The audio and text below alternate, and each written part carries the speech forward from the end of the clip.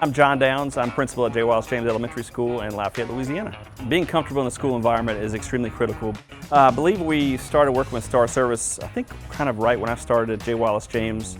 Immediately we noticed this is a different kind of company. It's a company who's really big in customer service and just really wants to make the customer happy. But whenever we put a work order in, they are here almost immediately. They'll stay here after hours until they fix the problem.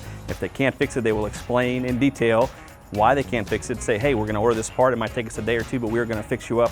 An example of that is we had a chiller that was out, which runs a majority of the school, and they fixed that. The equipment we changed was a 180-ton air-cooled chiller. Easily $250,000 investment.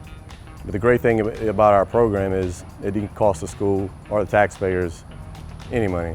The crane, the chiller, the install, electrical, everything was turnkey by Star Service. And really just, it changed the cooling system of the school exponentially for the better.